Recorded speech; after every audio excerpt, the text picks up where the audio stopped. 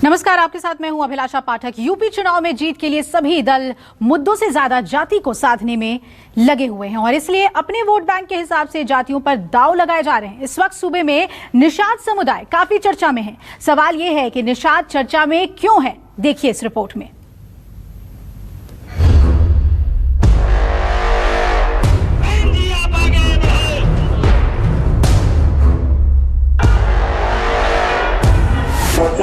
प्रतिमा हम लोग आने वाले 100 दिन के अंदर में उत्तर प्रदेश में लगाने के लिए जा रहे हैं। 50,000 प्रतिमा।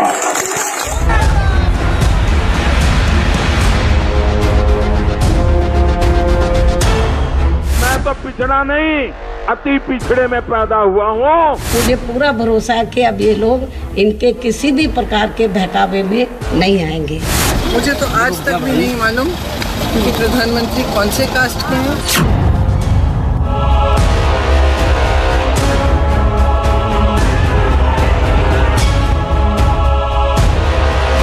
अगली सरकार समाजवादी बनने जा रही है और आप अगर कास्ट सेंसस नहीं करोगे तो उत्तर प्रदेश में समाजवादी पार्टी कास्ट सेंसस करके दिखा देगी। जिसे विकास अच्छा नहीं लग रहा है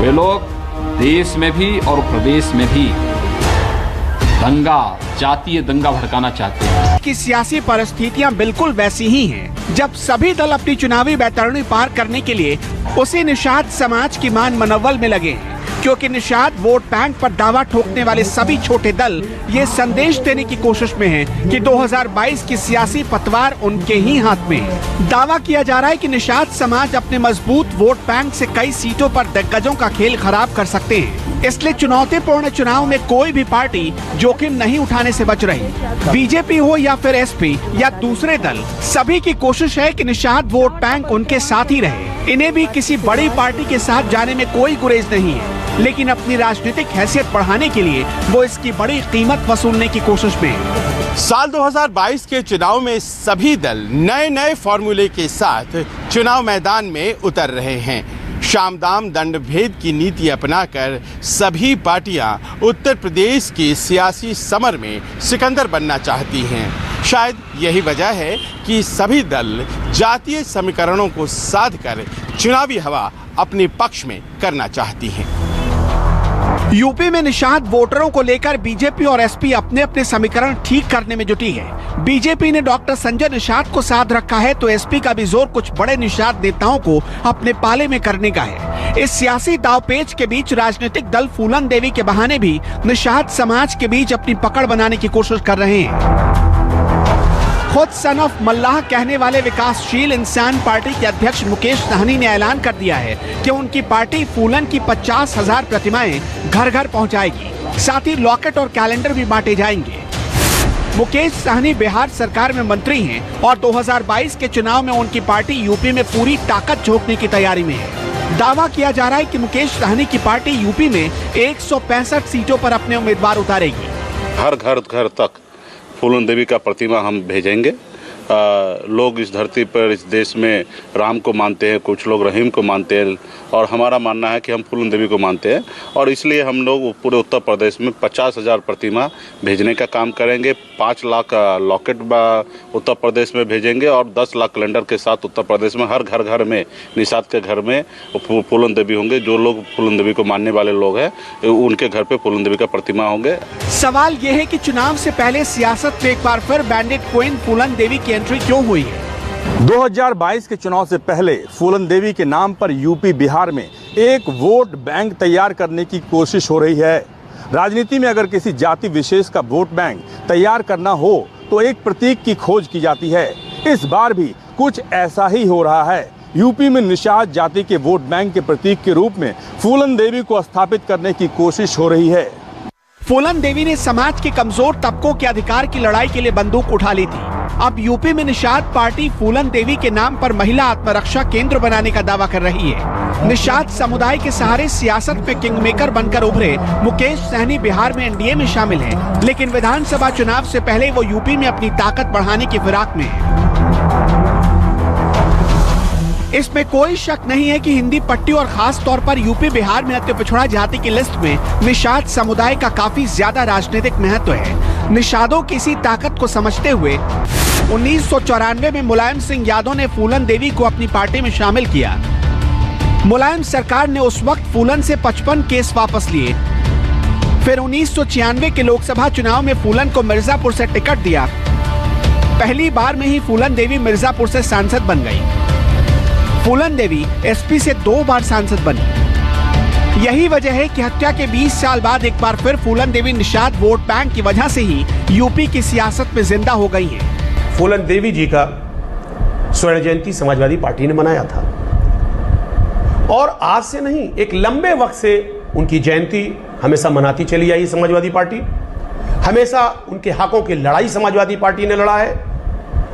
लेकिन रही बात वोटों की राजनीति की, तो हम वोटों की राजनीति नहीं करते, हम सामाजिक न्याय की बात करते हैं। जो भी समाज दबा है, कुचला है, शोषित है, पीड़ित है, समाजवादी पार्टी हमेशा उसके साथ रहती है। मैं बस इतना जानना चाहती हूँ कि पिछले 4.5 साल से ये कहाँ थे, जो अब चुनाव, क्योंकि अब मात्र 6 महीने रह गए हैं, तो अब उन्हें फूलन देवी जी की भी याद आएगी और अन्य सभी लोगों की भी याद आएगी, क्योंकि वो बस जनता को भ्रमित करना जानते हैं। यूपी में फूलन देवी के नाम और निषादों के वोट बैंक की ताकत को समझना है तो 2017 का गोरखपुर उपचुनाव का नतीजा देख लीजिए। जब योगी आदित्यनाथ ने गोरखपुर लोकसभा सीट से इस्तीफा दिया था, उसके बाद समाजवादी पार्टी को संजय निषाद का समर्थन मिला। बदले में एसपी ने उनके बेटे प्रवीण निषाद को गोरखपुर से टिकट दिया। योगी के गढ़ में प्रवीण निषाद चुनाव जीत गए। गोरखपुर में जीत ने निषाद पार्टी की बार्गेनिंग पावर बढ़ा दी। फिर 2019 के लोकसभा चुनाव में बीजेपी ने संजय निषाद को अपने साथ कर लिया। उत्तर प्रदेश की प्रबुद्ध जनता इन्हें जवाब देना जानती है। वो उत्तर प्रदेश की जनता जानती है कि चुनाव के समय मूर्ति लगाने का क्या मतलब होता है। बेहतर हो ये पार्टियां आए और 5 साल समाज के अपने अंगों में काम करें, ताकि समाज जो है तरक्की कर सके। देखिए, समय समय पे जब विकास का मुद्दा नहीं होता, तो चाहे वीआईपी पार्टी हो, चाहे बीएसपी हो या सपा हो, ये इस तरीके का हथकंडे अपनाती आई है। लेकिन जनता अब जागरूक हो चुकी है। 2022 में भाजपा के पक्ष में ही वोट करेगी, क्योंकि वो जानते हैं विकास की राजनीति अगर कोई करता है तो भारतीय जनता पार्टी ही करती है। यूपी की 50% से ज्यादा पिछड़ी आबादी में तकरीबन 13% निषाद हैं, जो अति पिछड़ी उपजातियों में माने जाते हैं। आपको बताते हैं कि यूपी में कहां कितना निषाद वोट बैंक है। सबसे पहले बात गोरखपुर की। यहाँ निषाद वोटरों की संख्या करीब 14% है। बांसगांव में 8%, महाराजगंज में 8%, संत कबीर नगर में 9%, कुशीनगर में 5%, बस्ती में 4%, देवरिया और सलेमपुर में 3-3%, सिद्धार्थनगर में 2% वोटर हैं। शायद यही वजह है कि यूपी में सभी पार्टियां इस वोट बैंक को अपने साथ लाना चाहती हैं। ऐसा नहीं है कि यूपी में निषाद वोट बैंक पर सिर्फ विकासशील इंसान पार्टी ही सियासत कर रही है, बल्कि इस वोट बैंक को अपने पाले में करने के लिए सपा, बसपा, बीजेपी और कांग्रेस समेत तमाम पार्टियां जुटी हुई हैं। देखना यह है कि 2022 की चुनावी जंग में ये वोट बैंक किसके पाले में जाता है। साफ है, वनवास भक्त भगवान राम का खेवनहार बने केवट अब 2022 के भी खेवनहार हैं। ऐसे में भला सियासी भंवर में झूल रही नाव को पार लगाने के लिए इनको अपने साथ कौन नहीं लाना चाहेगा।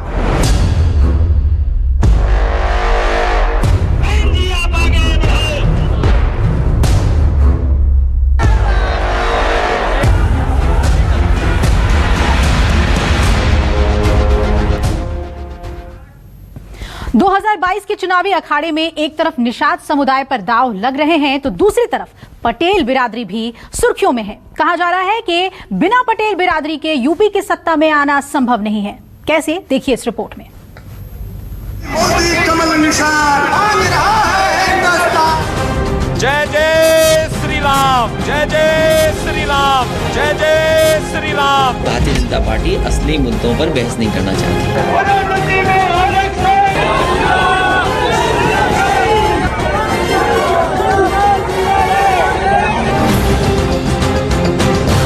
प्रदेश में संविधान को नष्ट किया जा रहा है, लोकतंत्र का चीरहरण हो रहा है।